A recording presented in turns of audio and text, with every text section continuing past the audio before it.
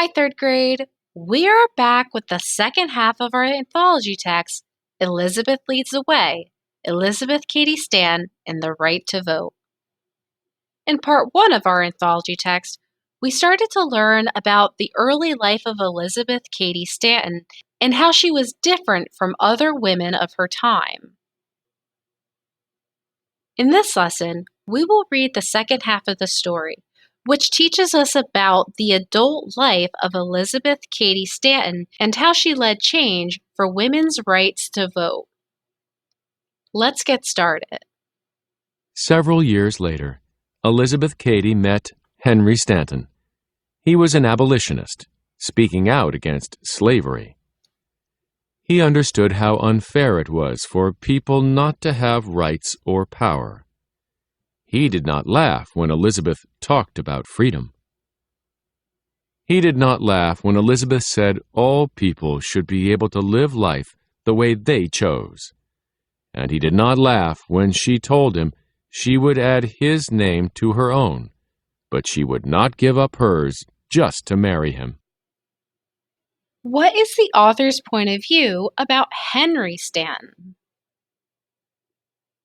The author thinks that Henry Stanton understands Elizabeth.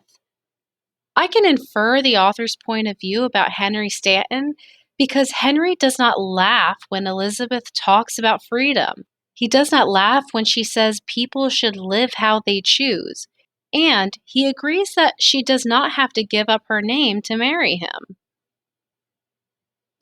So Elizabeth Cady became Elizabeth Cady Stanton and had babies, cooked meals, washed dishes, mended clothes, and did laundry. She loved her babies, but she did not love cooking and dishes and mending and laundry. Did Elizabeth and Henry get married? Yes, they got married.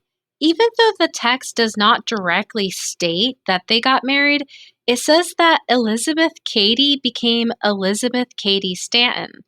This helps me to figure out that they got married because she told him she would add his name to hers if they got married, but not give up her name altogether, which is exactly what she did. This last sentence compares and contrasts two things. It says, she loved her babies, but she did not love cooking and dishes and mending and laundry. The author is comparing Elizabeth's feelings about her babies and her feelings about her other household jobs. This is important because it tells me that Elizabeth did not change the way she felt about human rights just because she embraced her role as a wife and mother. She still believed that all humans should have equal rights. She loved her babies, and her fight for equal rights would benefit them too. One day her friend Lucretia Mott invited her to a lunch. Lucretia had always shared Elizabeth's ideas about all the things women could do, and would do, if only they had the right. The other women at lunch shared them too. Elizabeth got fired up. She proposed they hold a meeting. A question I asked myself is, what got Elizabeth fired up? When I reread, I see that she had a lunch with Lucretia Mott and other women who shared her ideas. This lunch with people who also believed that women were treated unfairly probably got her fired up to do something about their ideas. A meeting that would gather together lots and lots of women from all around to talk. But what would they talk about?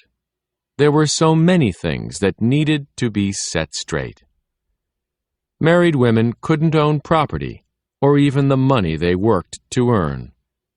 Elizabeth had learned long ago that only men could change the laws, because only men could vote. What is the author's point of view about women's rights during Elizabeth Cady Stanton's time?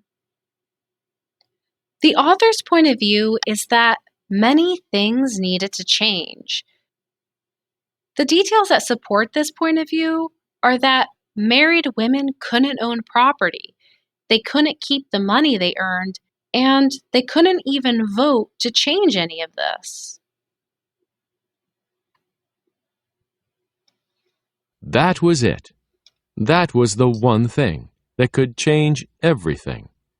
If women could vote, they could help change all kinds of laws. The idea was so shocking, so huge, so daring. Elizabeth's friends gasped out loud. If they were flabbergasted, what would other people think? What would be the effect of women being able to vote? The effect of women being able to vote would be that they could help change all kinds of laws. What caused the women to want to change the laws? The women wanted to change the laws because the laws did not treat them as fairly as they treated men. What effect would come from women changing the laws? If the women were able to change these laws, the laws would not discriminate against women anymore. Women would finally be able to keep their own money that they earned and own property, among other things. Elizabeth did not waver. She knew voting was the only way to make a difference.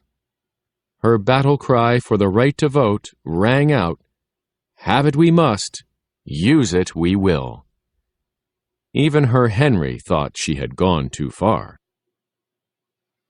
How did people feel about Elizabeth's ideas?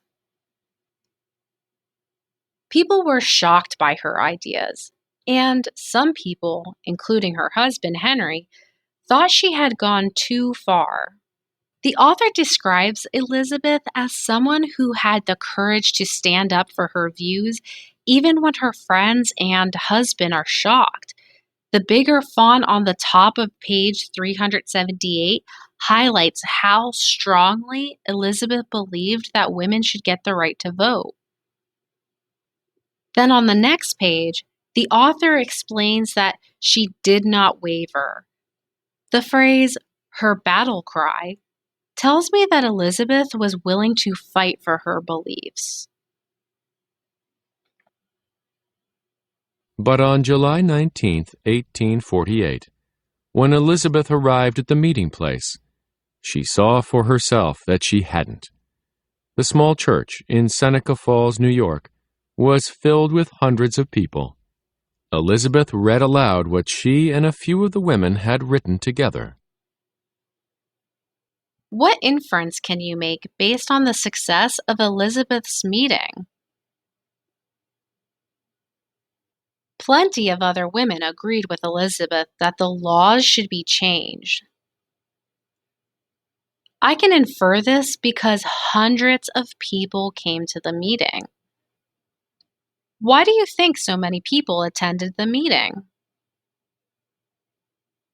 These people were interested in hearing what Elizabeth had to say about voting and women's rights.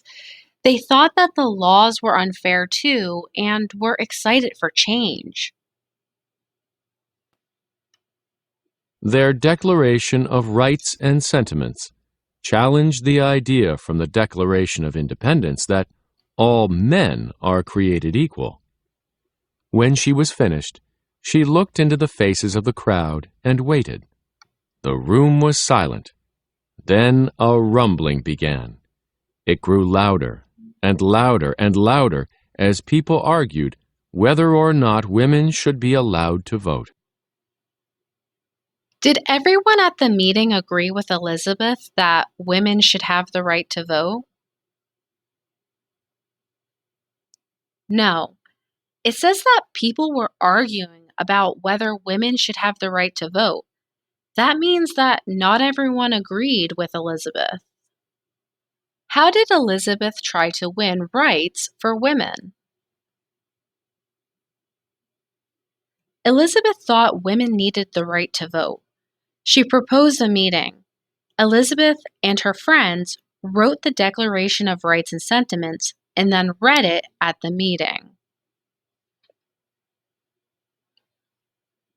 Word of the meeting spread like wildfire.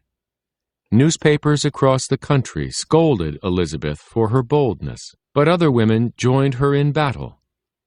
The idea of women having the right to vote began to buzz in the ears of people from Maine to California.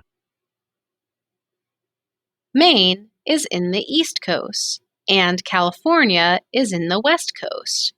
When the author says that it was in the ears of people from Maine to California, that means this news went throughout the entire nation.